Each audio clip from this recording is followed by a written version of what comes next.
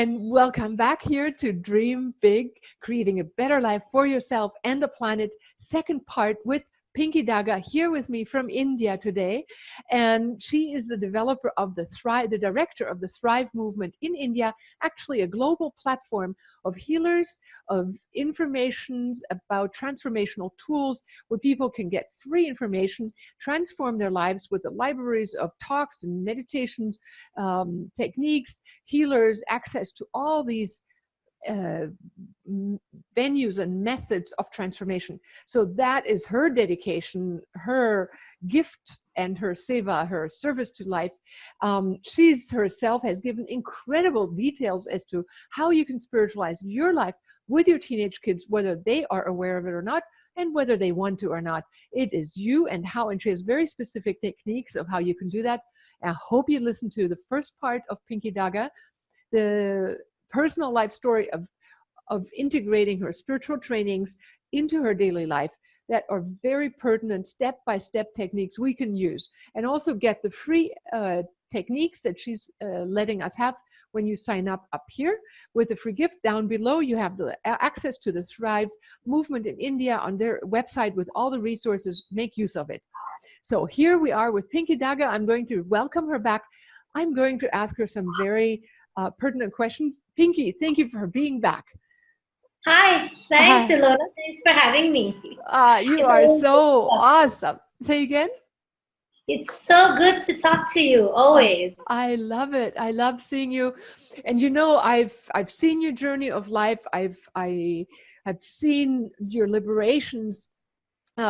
Especially for the Indian audience, you are going to be an iconic woman who lived a very alternative life, but you have lived in a traditional sense with yes, the extended family and all that. Yes. Tell us a little bit about, you had a turning point in your life. I know that, so I'm going to ask you how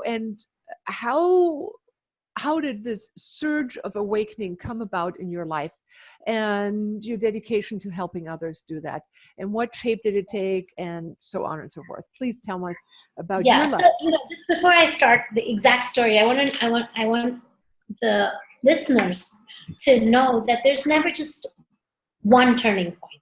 There's so many, some big ones, some small ones.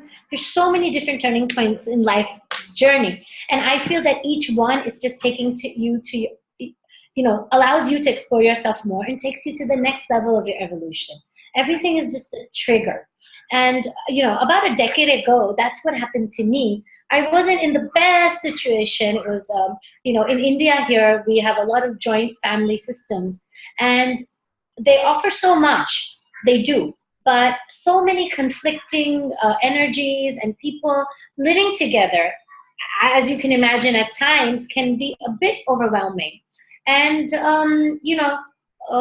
conversely, can lead to a lot of loneliness because you feel that your voice isn't heard, that you are not understood, that your individuality is not accepted, especially as a woman. And a woman in India, your voice is not really wanted to be heard. You could be talking loudly, shouting from the rooftops, and if it is not accepted, it's not accepted because you're a woman in India, especially living in a traditional setup. So I was in that kind of a situation and dealing with a lot of loneliness when, I was fortunate enough to have amazing guidance from one of my teachers. So I was learning tarot. I'd already learned tarot, and I was doing advanced stages of tarot and amazing meditations with her, because she's not just a tarot teacher. She's just a beautiful guide, a beautiful soul, a beautiful teacher of life. And I went to her with my angst, and she guided me in the best way she could on a practical level. What she did was she started healing me. And she just started giving me some of the energies of the universe to help fill in the gaps wherever I was feeling those senses of really lost, a feeling of being lost, a feeling of loneliness, a feeling of being overwhelmed by the situation. And she started giving this to me. And it took about 2 or 3 days, but suddenly I had, after 2 or 3 days, I had this multi-dimensional space open up. I think I was looking back, I think I was in a bit of a meditative state, but not really actively doing meditation. And my body was where it was. It was sitting on the, chair that I was in. It was there. But suddenly I got lifted into what looked and felt like an ancient stone circle. And it was definitely a different dimension because there was higher beings there. And someone who was very motherly, a higher being who had a beautiful sense, a nurturing sense of being a mother. And she just held my hand and let me just cry on her lap. And it just felt like such a release. I felt that. And she told me, whatever it is, just give it to me. Just put it on my lap. Just give it to me. And I remember when I did that, and I felt, when I came back to this world and the dimension I was in, I felt as if I had been, like a ton of bricks. And the beautiful part is that even after that, I always sense the presence of those beings, and especially of the motherly being in life, in life. And, coincidentally, although there's no coincidences in life, in this life, I've not had much of my mother's presence in my life. So I think that it was that wound, which was actually within me, which was reflecting and leading to my life situation at that particular moment in time. It was that reflection, that inner thing which I hadn't really healed. So it was when this mother came to me and suddenly filled all the gaps, I realized, wait a minute, it's not the circumstance I'm in right now. It's the sense, this leftover, the sense of abandonment that I felt as a child, which is creating these things in my life. So beautiful. When I understood that, things just started changing. It just started changing. It wasn't overnight. It took some time. It took maybe a month for us to leave that situation, me and my husband. It took maybe another 6 months to heal the rift between me and him, what it had caused. But the beautiful part is, whatever time it took, it healed everything. It not only healed my life situation, where I was able to live on my own, in my own space, able to be who I am. It healed the relationship between me and my husband. It also healed the relationship with my entire extended family. Really? Yeah, and that, I think, especially for women in India today, if anyone is listening, I think that's a very important lesson, because so often we're lost. We have such big families, and we have someone, and there's always some sense of drama going on with someone. And believe me, I had plenty. There was a drama. There was like a movie going on with everyone, different, and not like a fun, happy movie. Or there was like a tension-filled drama going on with almost everyone, be it my mother-in-law, be it my sister-in-laws, be it my brother-in-laws, everyone. But today, and after that healing began, it was just, every single relationship has become so beautiful, so beautiful. It's like now they are more than my own family, every single person. And they transformed. The most beautiful part was that not only did I shift, but I saw all of them shifting in so much that I couldn't even imagine. Like, it's like, it doesn't even seem like the same family and the same people, like, which was 15 or 16 years ago. Okay, so I have a really, really higher dimensional question to you. Now, you said the moment you received the healing from the inside, internal dimensional beings or beings that your subconscious reached out to, and you allowed that love to start filling you. Yes. And filling that void that you had as a wound, and realizing that the reflection you experienced currently in that life moment was a reflection of an old wound that was now being addressed. And you took enough responsibility to say, okay, that's a wound I'm seeing reflected. It's not them. So, and from that moment on, your world changed. Now, let me ask you, this is a real question I have. How much of what we see around us is largely, and by and large, a reflection of the hologram we carry inside?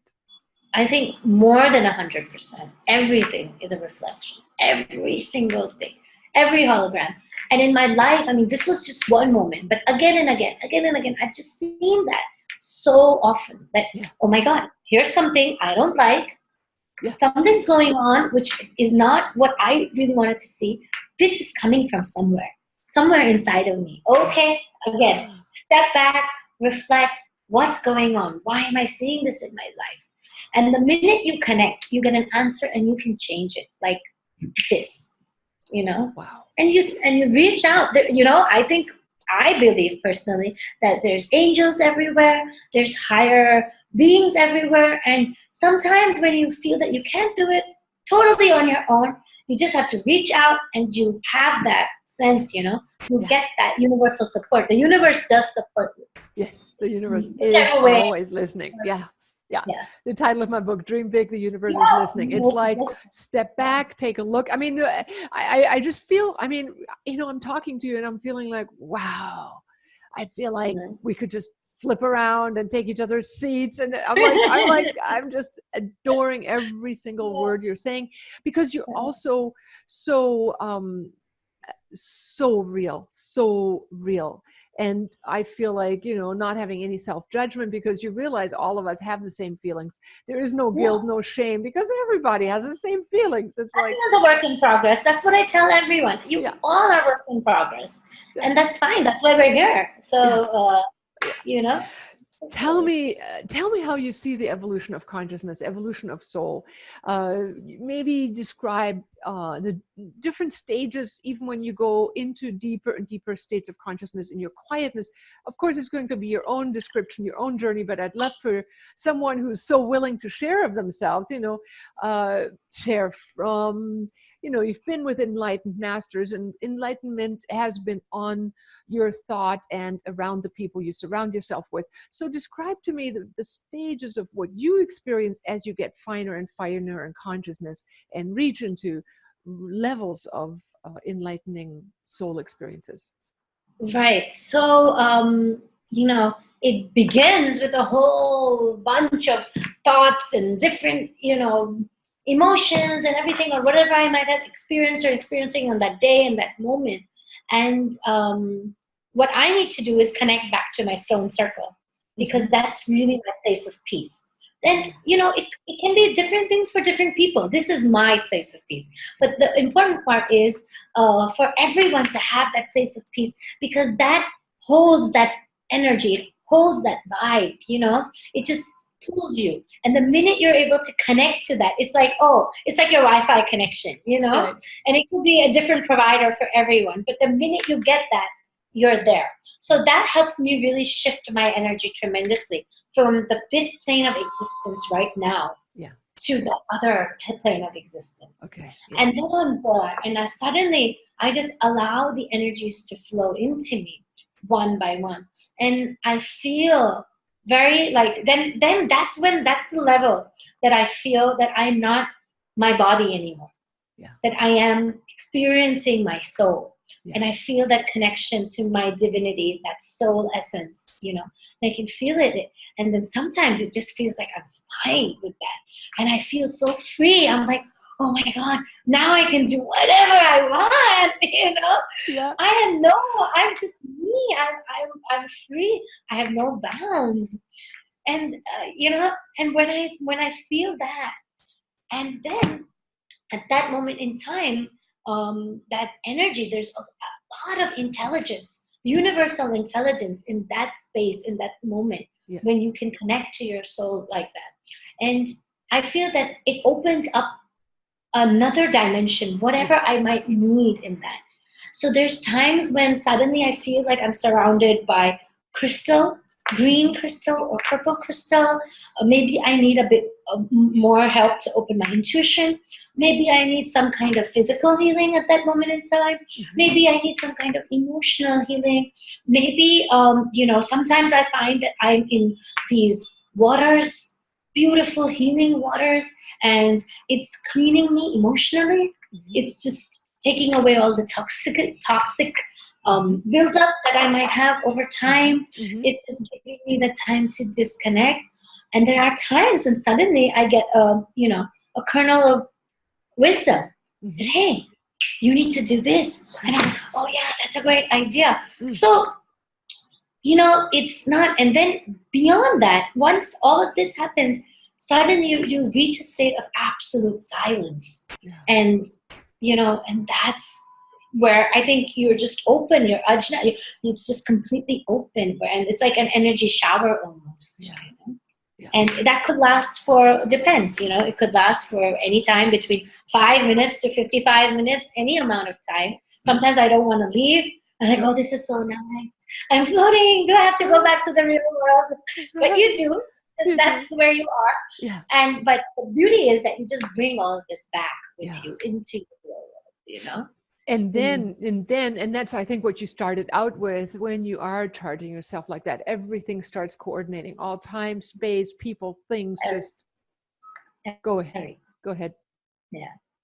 Yeah, everything. Everything. Suddenly you come back and you have answers, or you're just simply able to do things so much more in a calm manner. And even if it's something as simple as that, things start working out better.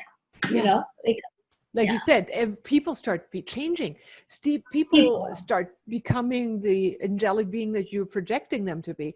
And that's my fundamental question, is like, what kind of world are we really living in? If we change ourselves and thereby draw in a different, maybe parallel expression of, let's say we have this family situation like you had it, and then you shift, it shifts different doorways. And that kind of family, actually, it's almost like parallel versions of the same thing. But this one is an alignment with your current self. Right. And that vibration then becomes part of your norm again, instead of that one, which was over there. So, I wonder to what degree that, I mean, that's true. We know on a personal level, we know it's true for our connected immediate people, family and friends, but how true could that be even on a global level, that we are on a global level?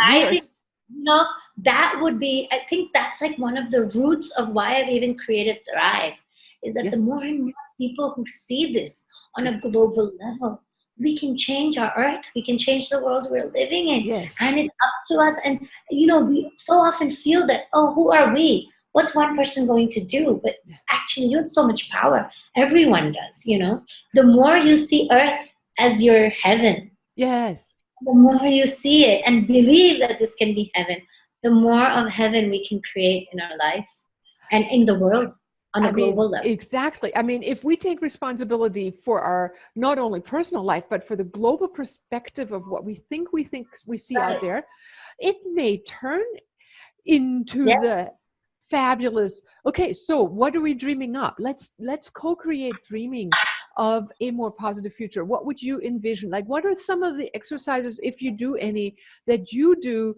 to see a more beautiful future? What do you focus on, or what do you anticipate?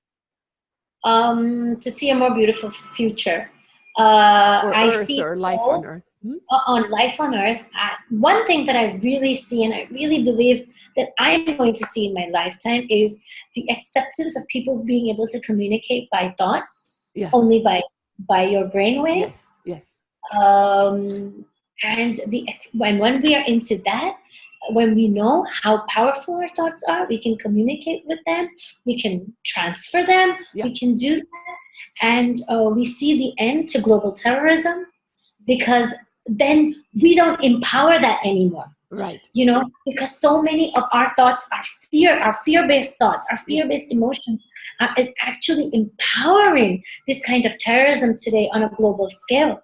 So if we don't give into that fear, and we are sometimes even compassionate, and say, even you deserve worlds, even you deserve to be in a place that is heaven. Why wouldn't any soul want to be in heaven? Let's make heaven on earth. And we don't get into the fear-based. We get into more love-based emotions, more compassion. Let's be compassionate. Where does anyone who even wants to harm a single soul, where are they? What kind of grief do they have within them that is allowing them to be so out of sync with the world, or with themselves as a human being? Awesome. We see it that way. Yes. And that would definitely shift us into the internal interdimensional internet. and shifting us, instead of relying on the outside and getting fed information that makes our brain addicted, co-creating reality. I think if there's anything that the universe, I mean, whenever I go to the source, and I climb up and go out there is a place where, I don't know, have you ever experienced where you come to the eye of God, where to me, that's a state. And when I come to the eye of God, it's like, I always get this question. It's like, what are you asking for? What do you wish? I can't ever think. Yeah, I can't ever think of what I wish, because it's like, I just want God. I don't want anything. I can't think of anything else. But it's almost like we look at it, it looks at us. I would love to hear your description, your experiences at that level and beyond, anything you want to share. Because it's obviously, it's co-creating heaven on earth that we are capable of, that we are designed to do, because our awareness shifts creation. I mean, it shifts reality. So sorry, can you repeat the question? I lost you there. It's not the question is your encounter with the eye of God, and or beyond, what you see the role of consciousness and embodied as a human. I mean, you've answered it in some ways, but just nutshell it again. We, us here on earth, being human, what is our purpose and task as a conscious being? Our purpose is to, like I always say, align with ourselves, and our mission will unfold. And the minute we can, find our mission and be on our own path, that's the exact path that is correct for the earth also, the global consciousness. Because if more and more beings were able to find that mission, align with it, and be on their path, whatever it is, it doesn't necessarily have to be a spiritual one. You could be a writer, a doctor, a singer, a dancer, anything. But that's your particular mission. That's your essence of God. That's what the eye of God has given you to manifest on this earth. And that's what's going to make this heaven on earth that we all envisioned together, especially you and me, ILONA. Yeah. Oh, beautiful. Oh, I love what you're sharing, and thank you for your enthusiasm, and thank you for your vibrancy and honesty and innocence.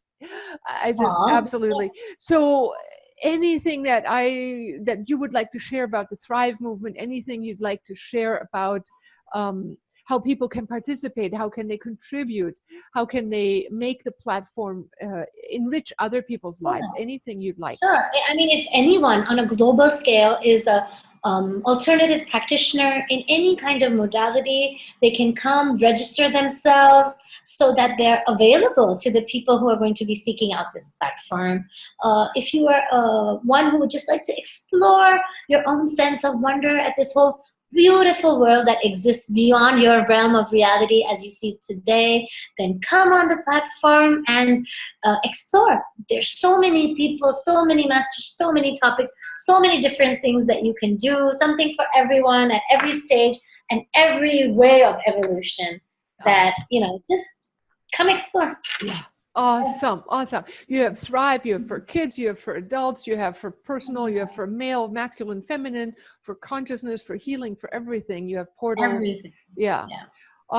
Thank you so much, Pinky. I just love you. I love you too, man, I just think you are amazing. I mean, I almost don't want to boast with everything I know about you, but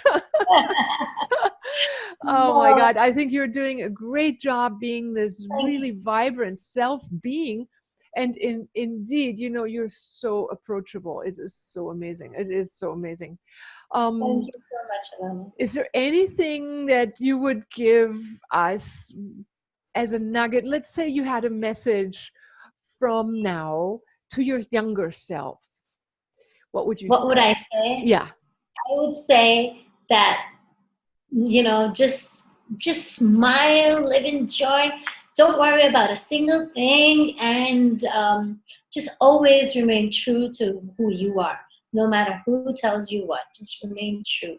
Follow your heart. Follow your heart, sweet. Thank you so much. I hope a lot of people from across the world can take advantage of this. This is a global network. It's www.thrive with 2 I's, Double I. THRIIVE.in. IN for India. IN for India. Perfect. Thank you so much, Pinky. Thank you for Thank having you, been Ilona. with us. Thank And you for being an angel in my life. I love you. I love you too. Mwah. I just thank you so much. I'll see you again next at the Quantum Healing Conference in India in Bangalore. That's happening every year in January. January, yes. Yes, and you guys and Shriyans, your husband, are Yes. creating that one. You're also Pyramid Valley International in Bangalore. Beautiful spot to experience heaven on earth, and especially with masters like you and Dawn, and so many other people there. Yes, and then also you have the global conference that comes up every year in October, but we are airing this mid-October, so this will have already happened.